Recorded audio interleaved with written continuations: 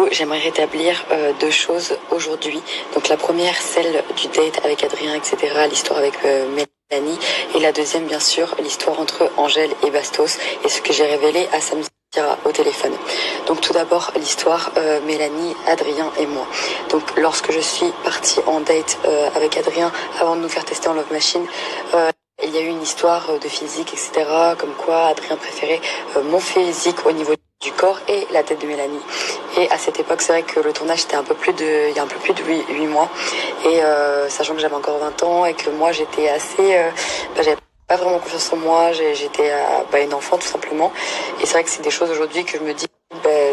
voilà, j'aurais pas du tout réagi pareil, mais c'est vrai que voilà, j'avais besoin d'être rassurée et du coup, je lui ai posé beaucoup de questions, etc. Mais je tiens à préciser quelque chose, en aucun cas, j'ai descendu Mélanie et en aucun cas, j'ai parlé d'elle ou quoi que ce soit.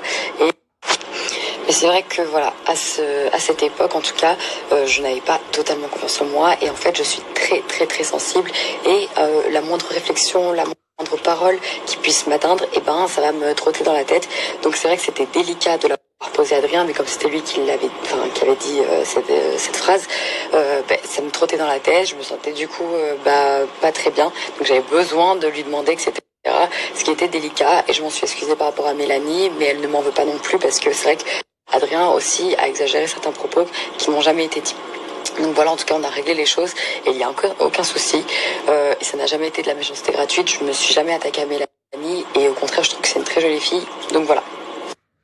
Maintenant les amis, le deuxième sujet, donc Bastos et Angèle et ce que j'ai dit à Samira. Donc là par contre j'aimerais vraiment rétablir la vérité parce que j'entends des trucs de dingue et même par Angèle et je trouve ça après les gens ils font ce qu'ils veulent. Franchement s'ils acceptent certaines choses c'est leur problème. Mais là pour le coup c'est totalement différent. Je vous explique. Moi ce que j'ai dit très clairement à Samira et j'ai l'impression qu'il y a personne les gens n'ont pas totalement compris. Bastos lui il a fait une vidéo il y a 10 mois. Pour parler en gros des fois où ils ont eu des relations avec certaines personnes et en gros ça avait tourné au drame. Et lui il avait parlé de la relation qu'il avait eue avec Angèle mais sans citer son prénom, sans dire qui c'était. Il l'avait laissé en anonyme, donc personne ne savait de qui il parlait vraiment. Il avait fait écouter des bouts d'audio et il avait dit voilà cette fille un peu est folle, etc. machin.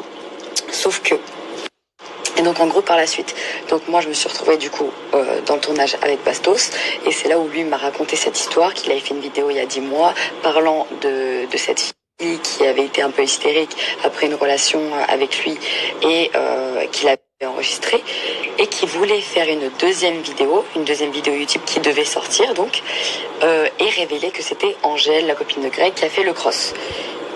Et là, moi, j'ai été surprise, j'étais choquée, sachant que moi, j'ai déjà rencontré Angèle une fois. Et j'ai dit, mais tu ne peux pas faire ça, en fait. Pourquoi t'attaquer à cette fille? Sachant qu'en plus, il m'avait dit oui, on s'était revu par la suite et ça s'était bien passé. Alors moi, j'ai dit, mais attends, pourquoi tu veux faire une vidéo pour descendre cette fille que personne ne connaissait, hein. On ne savait pas que c'était Angèle. Il pensait que c'était juste une fille comme ça.